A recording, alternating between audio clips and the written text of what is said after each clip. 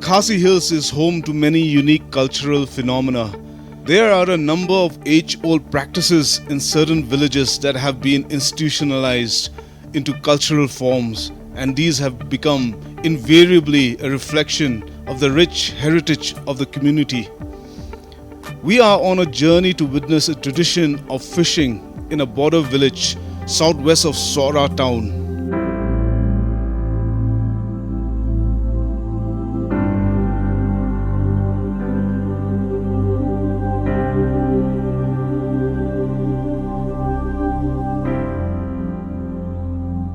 It's a pleasant drive all the way to one of the most popular tourist destinations in Meghalaya, better known to visitors as Cherrapunji. From the historic Nongsaulya village, where the first church in the northeast was established, we drove past the home of the first cement factory in Meghalaya, Maumlo village.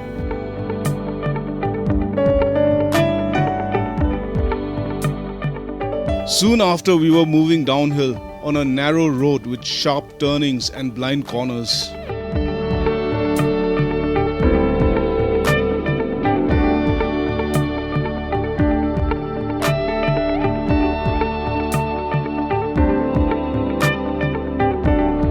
It's almost 2 hours since we left Shillong when curiosity got the better of us, and we decided to stop and take a look at some roadside activity at the dusty border village of Ishamati.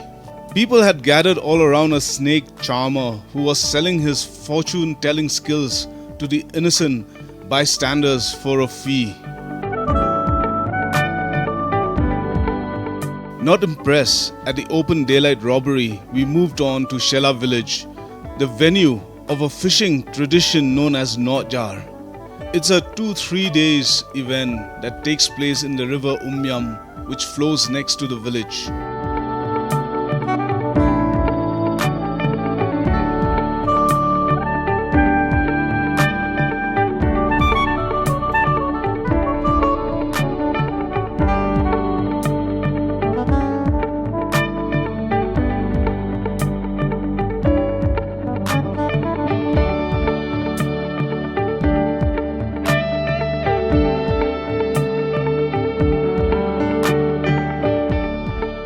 We got down at the marketplace and continued a journey on foot to the riverside. Today we are in Shella village. This is one of the border villages of Meghalaya, and today is a special day. There's a tradition that is being played out once a year, and it's all about fishing. It's called Nohjar.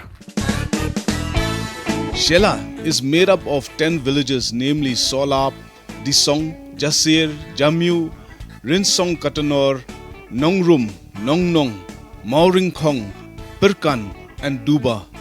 These settlements constitute the Shella Confederacy, which is under the Wahadarship, a democratic political organization consisting of the Wahadar and a powerful executive council comprising of the representatives of the villages.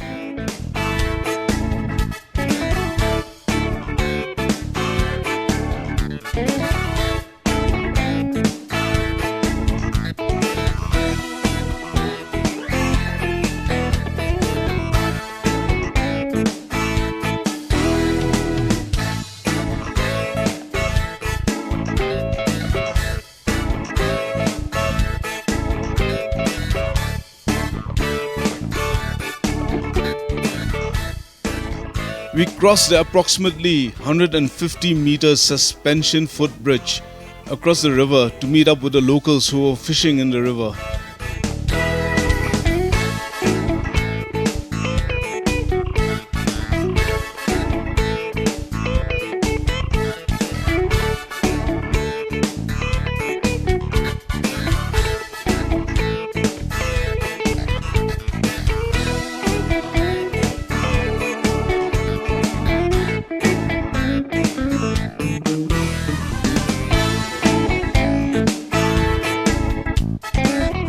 This year, the number of participants is less, and so is the fish population.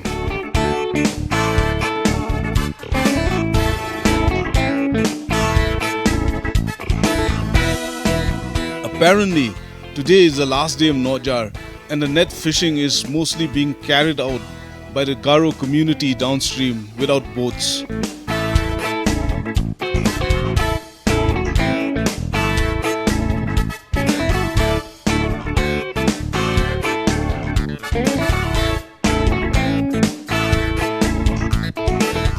The culture of a community is influenced by the geography of the place.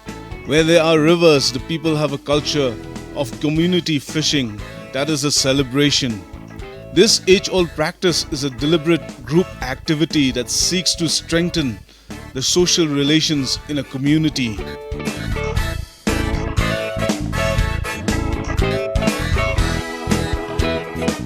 There is more to the scene than what appears to be a simple activity of fishing.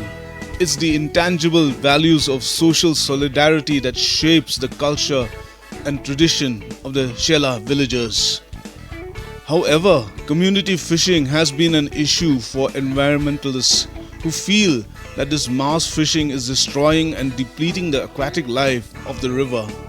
They argue that in the past, when the fish in the rivers were plenty and the population of the villages were less, the impact of Nohjar is not so destructive.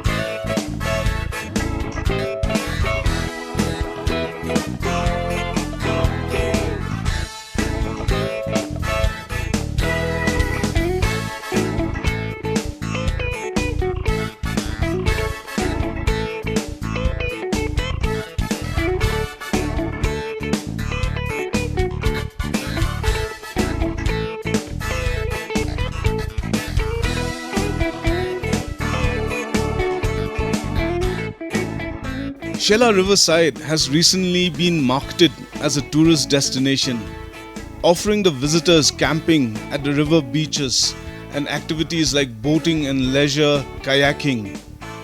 We take a walk on the river beach towards a camp set up by a tourism entrepreneur, Komen Lightmon, a resident of Shella. Around 100 to 200 meters upstream, besides this beautiful river, someone has started a tourism venture for the first time in Shella. We are going to meet him and find out what his plans are. With tourism growing by 80% last year in Meghalaya, there is a lot of potential for adventure and leisure tourism in Shella. Its close proximity to Cherrapunji is an opportunity not to be wasted. The other activity that is popular in Shella is angling. For those who love the outdoors and are into camping and water sports, Shella is the destination to visit.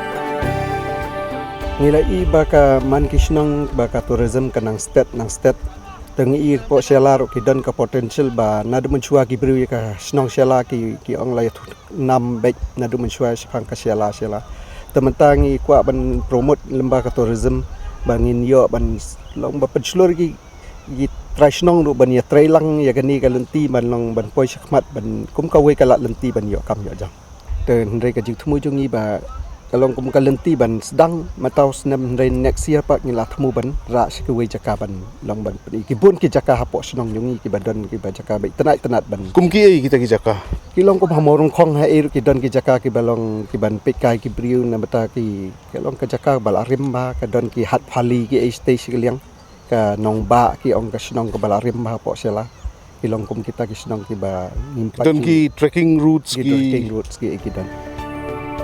To Today's visit to Shella is also a quest for getting a taste of the local dishes.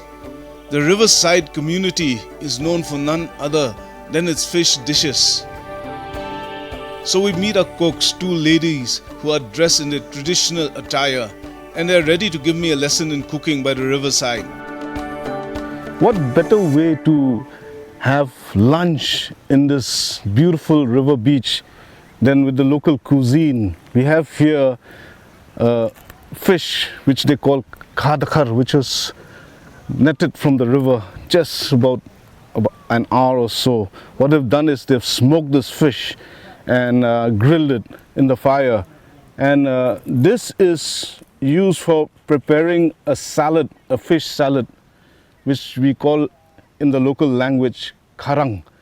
And what they do is they add the ingredients like salt, ginger, onions, and a bit of chilies, and a local ingredient, a local fruit which they call soprshong. Soprshong is karambola.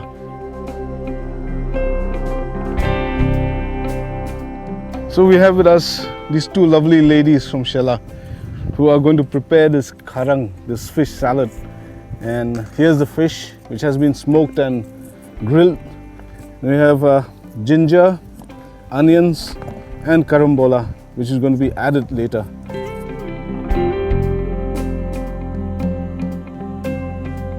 So they have separated the skin of the fish. This is really nice and crispy. This will be added later to the salad to give it that crunch.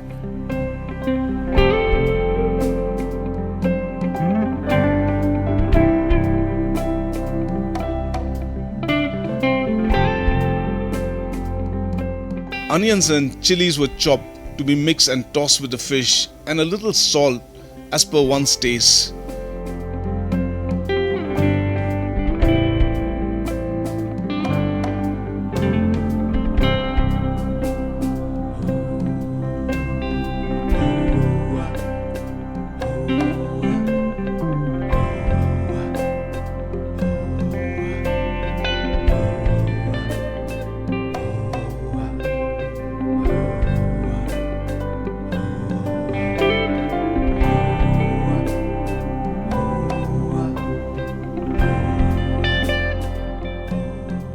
This was supposed to be one of our side dishes for lunch, but we did not waste time and took our turns in sampling more than what we required of the fish salad.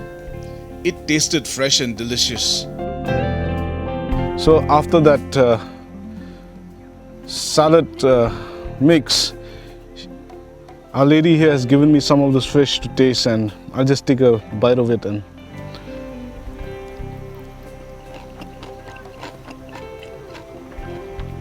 the fresh fish from the river, along with the spice here, the chilies, it has a wonderful flavor, and this is a taste I'll never forget in a long time.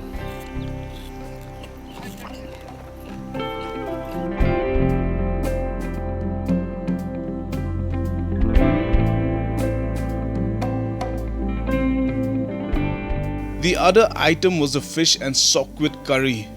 Interestingly, most of the villages in the southern slopes of the Khasi Hills are fond of sokwit. It is also a traditional medicine, and its juice is known to lower fever. But we are not going to use the juice in today's cooking. It's the pith of the fruit, the spongy white tissue that lines the rind of the citrus fruit that we are going to use. Next, we use the white tingkrong, a traditional curved knife to cut the khayong fish, taken out from the river just a few hours ago. So this is what they call sokwit, and this citrus fruit is used in many dishes in the southern slopes of the Khasi Hills. What they do is, you can see this lady cutting the pith of the fruit.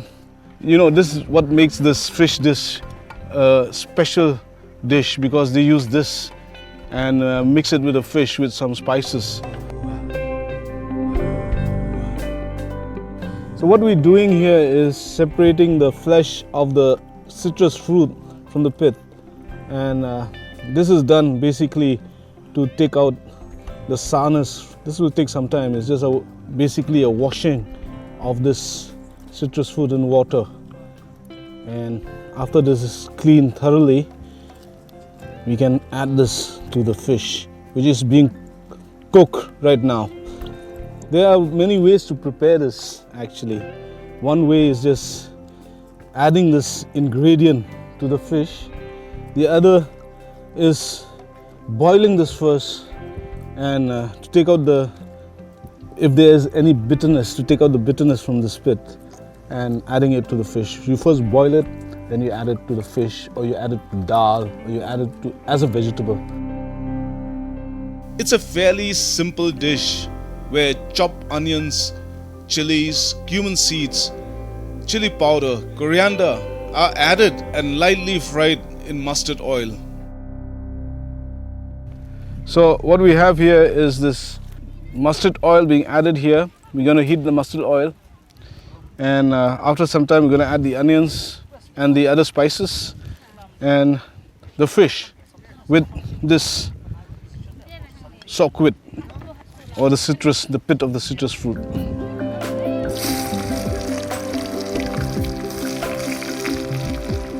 So there goes the onion.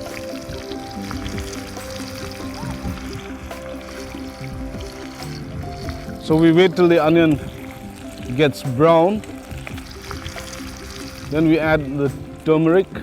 This is a mixture of cumin seeds, dhania, chilies, garlic, which she's going to pour into this onion mix.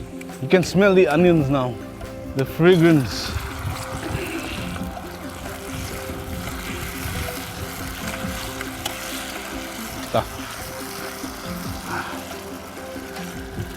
Oh, smells good. Last of all, the turmeric. Yeah.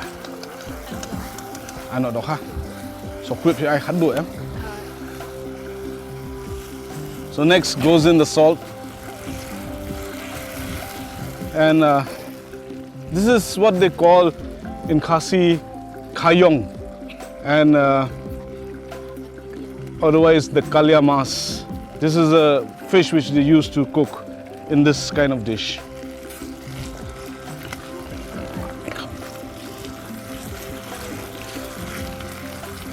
So last in the water. Next goes in this sokwit.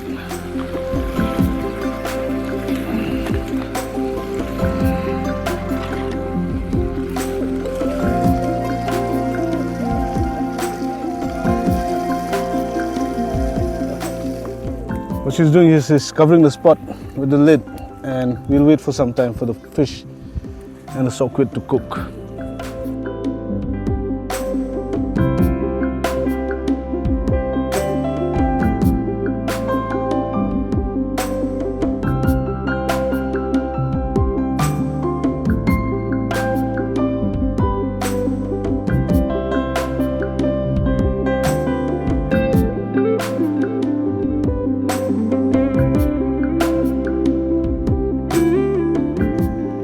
So what we have here is this assortment of dishes. This is the dried fish, the smoked fish. This is the pork salad, and this is the fish that we cook just a few minutes back with the sokwit or the citrus fruit. So I'm going to eat it with some rice, and let's have a taste of this first.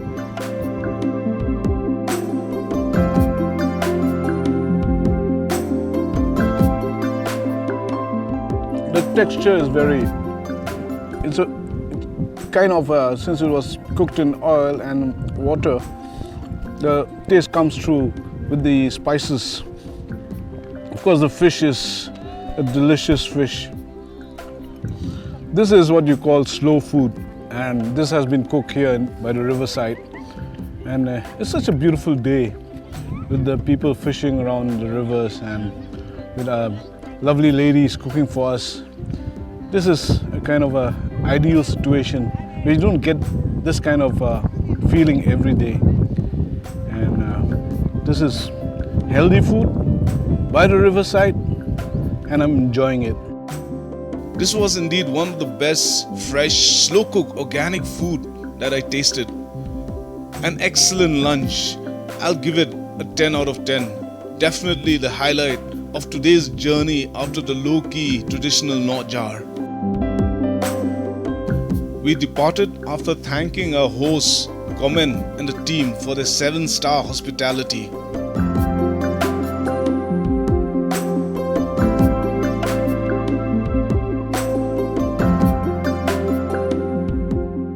We left Shella with a pleasant aftertaste of the food we just ate.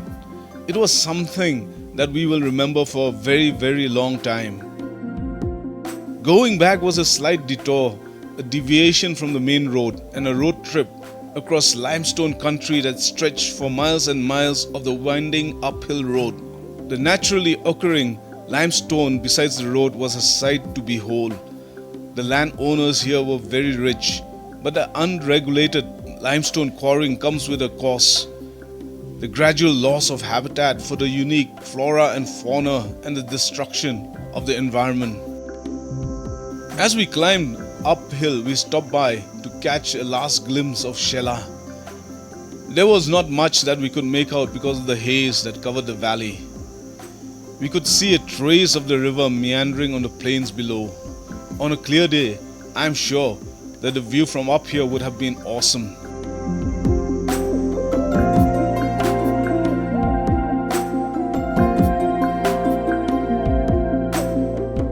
On the way to Sora, we passed by another green village, Mustor. It's a cozy looking settlement with cottages and narrow alleys amidst a lush and green surrounding.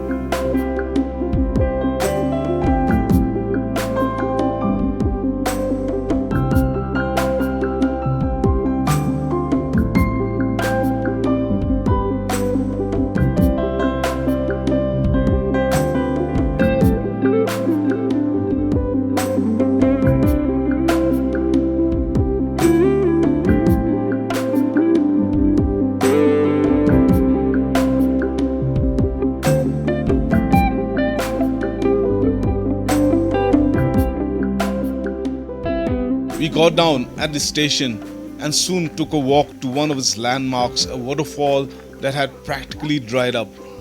The people were friendly and we were privileged to have met such good people along the way. Overall, the journey could not have ended on a better note than this.